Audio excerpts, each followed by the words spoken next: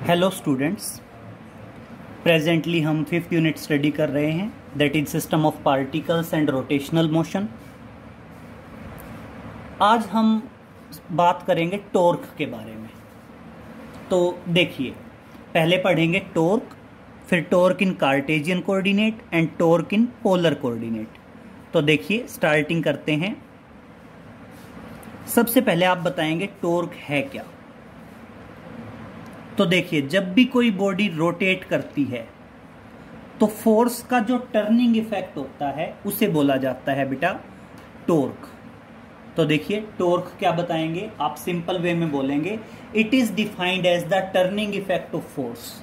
तो देखिए, टॉर्क क्या है, it is defined as the turning effect of force. It is defined as the turning effect of force about the fixed point oblique axis. About the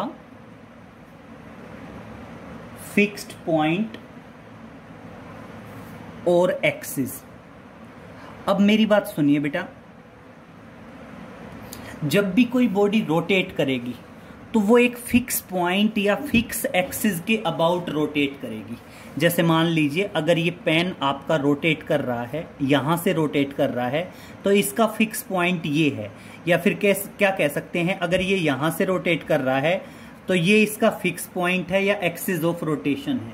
तो इसके about जो force का turning effect आएगा उसे हम क्या कहते हैं बेटा, टॉर्क कहते हैं। या फिर क्या बता दिया जाता है बेटा, या फिर कह दिया जाता है it is defined as the product, it is defined as the product. ये प्रोडक्ट है बेटा, किस किस का प्रोडक्ट है, of magnitude of force,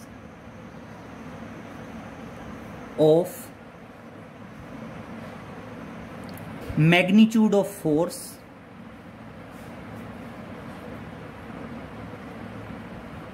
and perpendicular distance and the perpendicular distance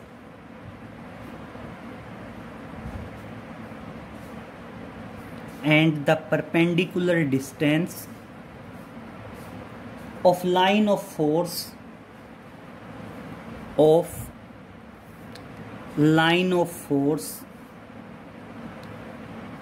from axis of rotation,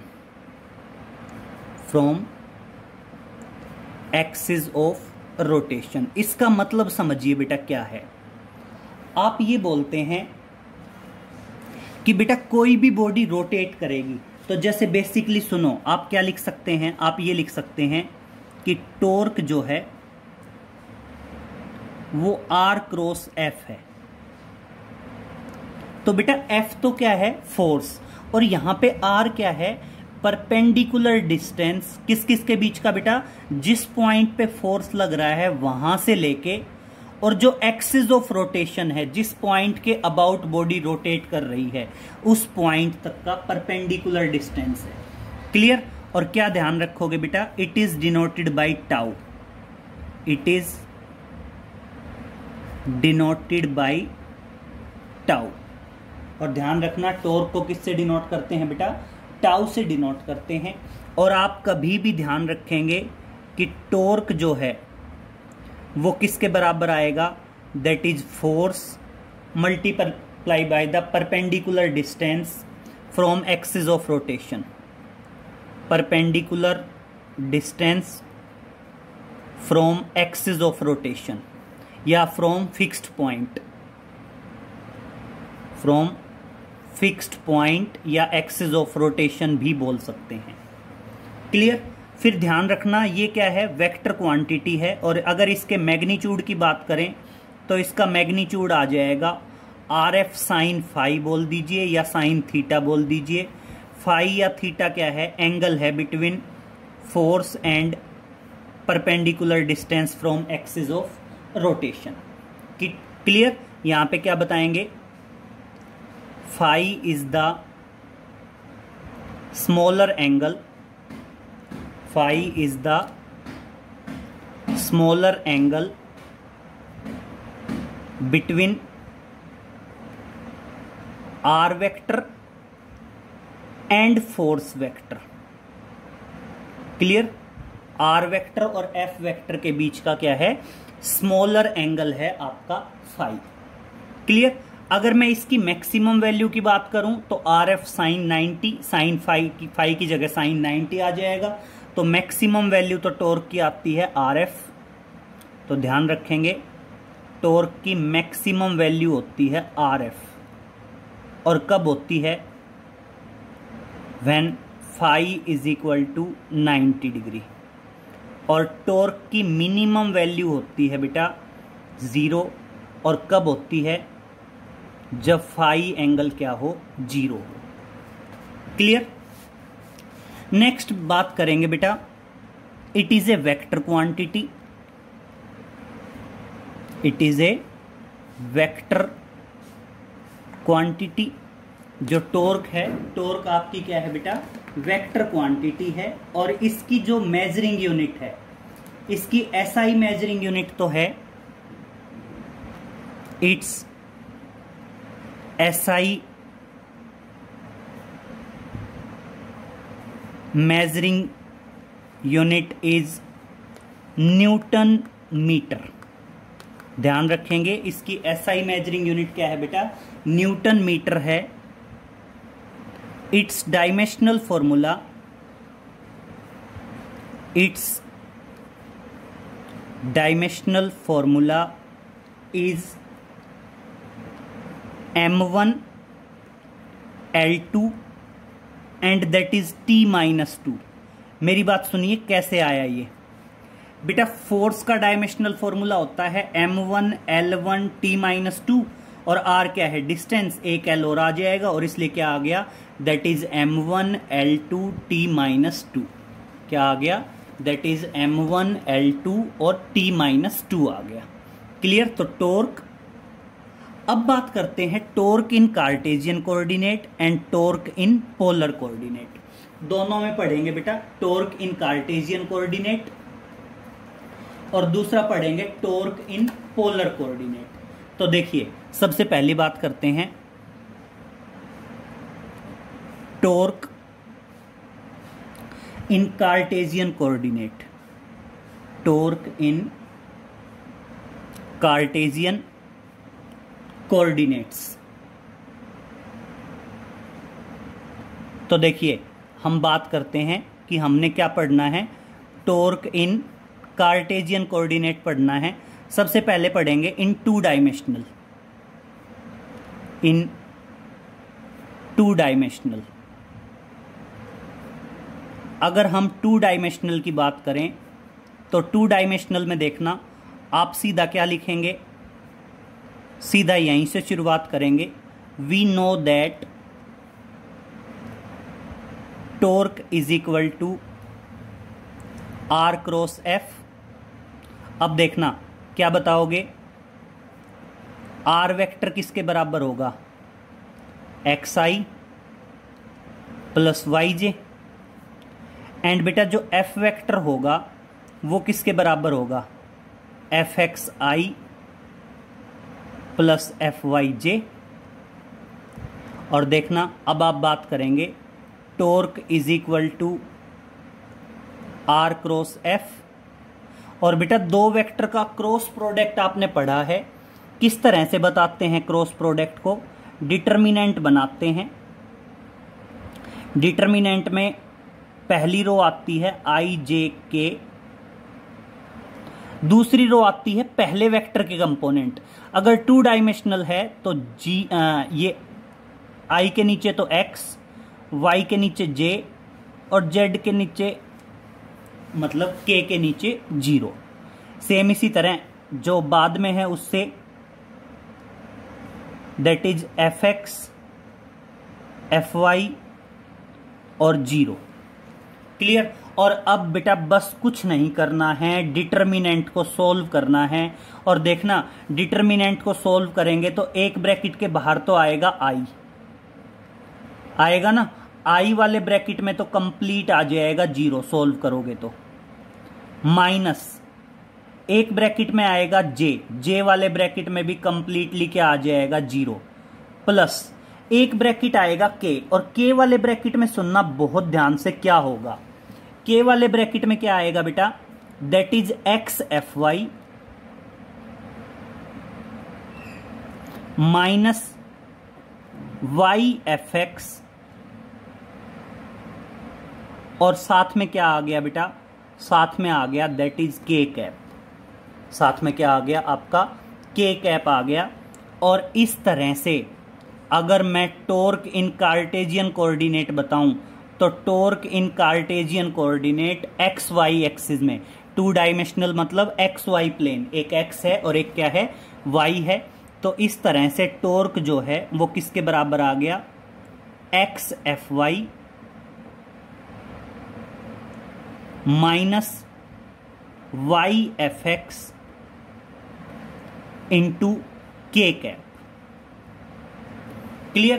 तो इस तरह से ध्यान रखना, अगर आर और एफ एक्स वाई प्लेन में है तो टॉर्क की डायरेक्शन दोनों के परपेंडिकुलर आएगी, और किस में आएगी बेटा, जेड एक्सिस में आएगी। क्लियर हुआ यहां तक? अब उसके बाद समझिए, ये था 2 dimensional.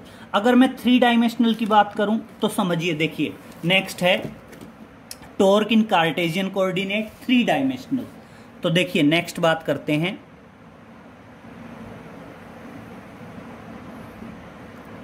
Torque in Cartesian coordinate, क्या बताओगे, टॉर्क इन कार्टेशियन कोऑर्डिनेट्स, और किस में बेटा, इन 3 dimensional, in 3 dimensional.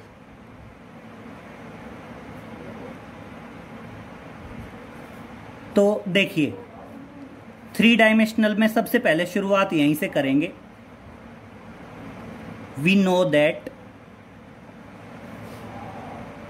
Torque is equal to R cross F.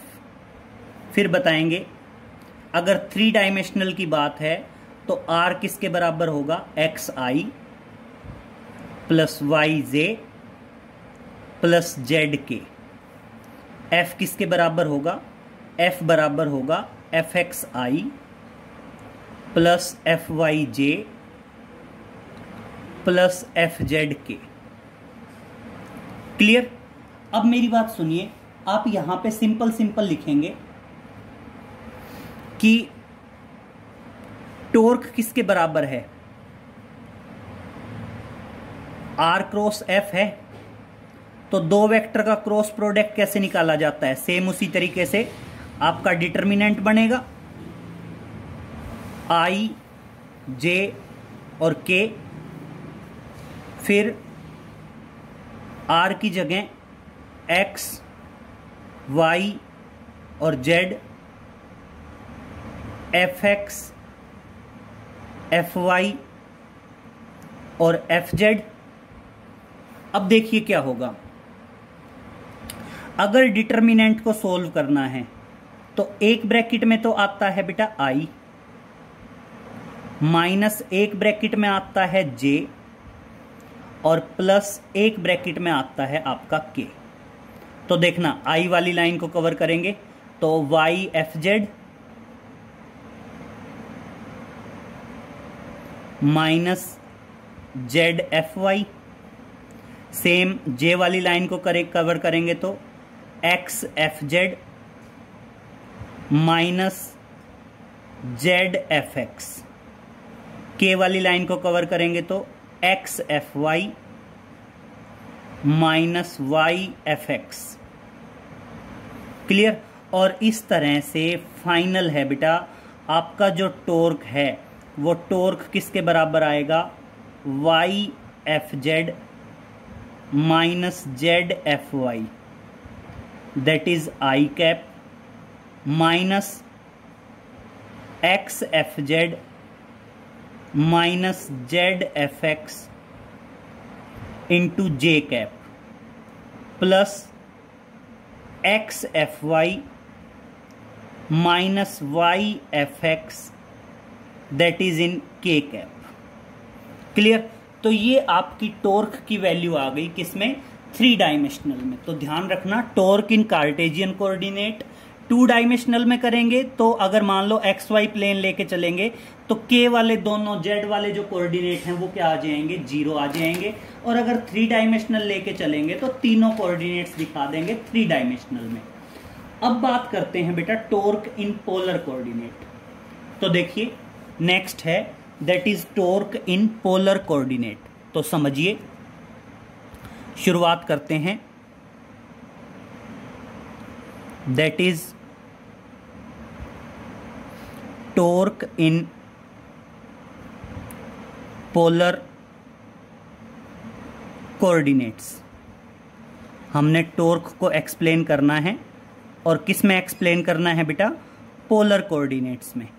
तो सुनिए, पोलर कोऑर्डिनेट्स में कैसे एक्सप्लेन कर देंगे? मान लो हम 2 डायमेंशनल प्लेन लेके चलते हैं और 2 डायमेंशनल प्लेन के अकॉर्डिंग सुनिए क्या आएगा। मान लीजिए 2 एक्सिस हैं आपकी, this is X axis and this one is Y axis. Clear? ये कोई पॉइंट P है और इस पॉइंट P पे आपका पार्टिकल है और पॉइंट P का जो पोजीशन वेक्टर है वो मान लीजिए R be the position vector of point P making an angle theta with the x axis. और मान लीजिए एक्स एक्सिस के साथ कितना एंगल बना रहा है बेटा? थीटा का एंगल बना रहा है। अब मान लीजिए इस पॉइंट पे एक फोर्स एक्ट करता है F। मान लीजिए इस पॉइंट पे एक फोर्स एक्ट करता है F। क्लियर? और आप अज्यूम कर लीजिए फोर्स और P पॉइंट के बीच का जो एंगल है वो एंगल है फाई। क्लियर? P और R मतलब जो पोजीशन वेक्टर है, अगर इस फोर्स को मैं पीछे की तरफ एक्सटेंड कर दूं तो ये जो फोर्स है ये एक्स एक्सिस के साथ मान लीजिए कितना एंगल बना रहा है? अल्फा का एंगल बना रहा है। एक्स एक्सिस के साथ क्या एंगल बना रहा है? अल्फा का एंगल बना रहा है। अगर मैं फिक्स पॉइंट के अबाउट इसका परपेंडिकुलर डिस्टेंस लेना चाहूं तो फिक्स पॉइंट के अबाउट परपेंडिकुलर डिस्टेंस लेंगे तो ये एंगल मान लीजिए कितना आया? ये कंप्लीट एंगल आपका बन रहा है 90 डिग्री का। क्लियर? और अब सुनिए, ये वाला जो एंगल है ये एंगल है फाई। अगर ये एंगल फाई होगा तो ये एंगल भी क्या है? फाई है। दोबारा सुन लीजिए, मेन चीज डायग्राम है। हम मानते हैं एक्स वाई प्लेन है, पॉइंट P पे कोई पार्टिकल है जिसका पोजीशन वेक्टर है R from the origin O। Clear? इस पे फोर्स एक्ट करता है F। वो फोर्स एक्स एक्सिस के साथ तो अल्फा एंगल बना रहा है, लेकिन अगर मैं फोर्स और पोजीशन वेक्टर के बीच का एंगल बताऊं तो वो एंगल क्या है बेटा? आपका फाई है। और जैसे कि टॉर्क बताता है perpendicular distance from fix point या एक्सिस ऑफ रोटेशन, तो परपेंडिकुलर डिस्टेंस यहां से यहां तक का आ जाएगा। ये पॉइंट मान लीजिए this is the point N। ये क्या आ गया? आपका पॉइंट N आ गया। और अब देखिए, आप सिंपल कहेंगे now the line of force makes an angle alpha with the x axis. तो देखिए क्या बताओगे? Now line of force, now line of force makes an angle alpha, makes an angle alpha with the x axis, with x axis। और अब मेरी बात सुनिए बेटा, अगर मैं कहता हूं that is rectangular components of force, rectangular components of force. बेटा रेक्टेंगुलर कंपोनेंट्स होते हैं the components which are perpendicular to each other. तो एक्स वाई प्लेन ले रहे हैं तो फोर्स का एक कंपोनेंट तो मान लीजिए एक्स एक्सिस में और एक कंपोनेंट मान लीजिए बेटा वाई एक्सिस में। क्लियर? फोर्स का एक कंपोनेंट हम एक्स एक्सिस में मान लेते हैं और दूसरा कंपोनेंट मान लेते हैं वाई एक्सिस में। अब यहां पे समझिए, जो एक्स एक्सिस का कंपोनेंट है, आपने ये चीज पहले भी पढ़ी है कि कोई भी वेक्टर क्वांटिटी, जैसे देखिए बहुत ध्यान से समझिए, इधर हम कहते थे ये कोई वेक्टर है आर, इसके रेक्टेंगुलर कंपोनेंट्स का मतलब क्या है? The component which are perpendicular to each other. अगर ये एंगल थीटा है तो ये कंपोनेंट आता था आर कोस थीटा, और ये कंपोनेंट आता था R sine theta. These are the rectangular components. Same इसी तरह आपका फोर्स है, और बेटा फोर्स जो है वो एक्स एक्सिस के साथ अल्फा का एंगल बना रहा है, तो फोर्स का एक कंपोनेंट जो इधर आएगा वो तो आएगा एफ कोस अल्फा, और दूसरा जो इसके परपेंडिकुलर आएगा वो क्या आएगा? F sine alpha. तो जो फोर्स का कंपोनेंट एक्स एक्सिस में होगा, ये एंगल अल्फा है एक्स एक्सिस के साथ, तो एफ एक्स जो होगा वो तो किसके बराबर रहेगा? एफ कोस अल्फा के बराबर रहेगा। और जो इसके परपेंडिकुलर आएगा वाई एक्सिस में, वो किसके बराबर होगा बेटा? एफ साइन अल्फा के बराबर होगा। तो इस तरह से ये क्या आ गए बेटा? रेक्टेंगुलर कंपोनेंट्स आ गए, किसके? फोर्स के। अब इसी तरह सुनिए, अगर मैं कहूं coordinates of point P is X Y, अगर ये जो पॉइंट P है, पॉइंट P के कोऑर्डिनेट्स में एक्स वाई अगर बता दूं, तो देखिए ये जो पॉइंट P है, अगर इसके कोऑर्डिनेट एक्स वाई हैं, तो देखना, now coordinates of point P is X Y. Point P के कोऑर्डिनेट क्या हैं? एक्स और वाई हैं। और अब देखिए, मैंने बता दिया एक कोऑर्डिनेट है एक्स और दूसरा कोऑर्डिनेट है वाई, तो इसका पोजीशन वेक्टर आर था। मैं आर के भी दो कंपोनेंट करूंगा, तो एक्स कोऑर्डिनेट जो आएगा वो तो आर कोस थीटा के बराबर होगा, क्योंकि इस बार एंगल थीटा है। और जो वाई कोऑर्डिनेट है वो किसके बराबर होगा? आर साइन थीटा के बराबर होगा। क्लियर? तो इस तरह से हमारे पास एक्स कोऑर्डिनेट की वैल्यू भी आ गई और हमारे पास वाई कोऑर्डिनेट की वैल्यू भी आ गई। अब देखिए, हमने ये पढ़ा है अभी अभी, वी नो दैट, समझना बहुत ध्यान से, ये मैंने 3 डायमेंशनल पढ़ा है। इससे पहले हमने टू डायमेंशनल पढ़ा था, और 2 डायमेंशनल में आपका टॉर्क का मैग्नीट्यूड सिर्फ क्या आया था? के एक्सिस, मतलब के वेक्टर आया था, तो क्या था? X F Y minus Y F X था। दोनों की वैल्यू रखते हैं बेटा, किसकी? एक्स की और वाई की। तो देखना क्या आएगा, एक्स की वैल्यू बताइए जरा। एक्स की जगह तो आ जाएगा R cos theta, F Y की जगह आ जाएगा F sine alpha. Clear? Same इसी तरह वाई की जगह आ जाएगा आर कोस थीटा, और एफ एक्स की जगह आ जाएगा एफ, देखो वाई की जगह तो आ गया आर साइन थीटा आएगा, सॉरी वाई की जगह तो आएगा आपका आर साइन थीटा। क्लियर? और एक्स की एफ एक्स की जगह आ जाएगा एफ कोस अल्फा। तो समझिए, अगर मैं आर एफ कॉमन ले लूं, यस क्लियर करते जाइए, अगर मैं आर एफ कॉमन लूं तो क्या बच गया? यहां पे बच गया साइन अल्फा कोस थीटा, और यहां क्या बच गया? Cos alpha sine theta. अब एक बेटा फॉर्मूला होता है sine A cos B minus cos A sine B, ये फॉर्मूला है साइन ए माइनस बी का। तो देखना, sine A minus B, A की जगह अल्फा और बी की जगह थीटा, तो R F sine A minus B alpha minus theta. और अब बहुत ध्यान से समझ लीजिए, आपने मैथमेटिक्स में पढ़ा होगा, ये ट्राइंगल लीजिए, ये और ये बेटा, बाहर एंगल अल्फा है, बाहर वाला जो एंगल होता है वो अंदर वाले दोनों एंगल्स का सम होता है। इसका मतलब रेफरेंस देंगे, कि आपका जो अल्फा है वो बेसिकली किसके बराबर आना है, थीटा प्लस फाई। किसके बराबर आना है, थीटा प्लस फाई के बराबर आना है। और इसका मतलब फाई किसके बराबर आ गया, इसका मतलब फाई बराबर आ गया alpha minus theta.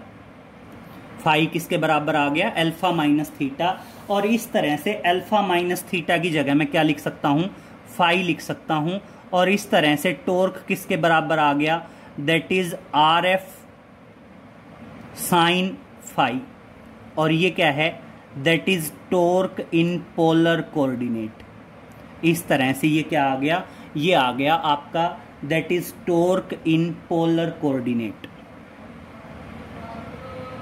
Which is torque in polar coordinate. ये क्या है, आपका टॉर्क है। और किस में है बेटा, इन पोलर कोऑर्डिनेट्स। क्या आ गया, टॉर्क आ गया। और किस में आ गया, दैट इज टॉर्क इन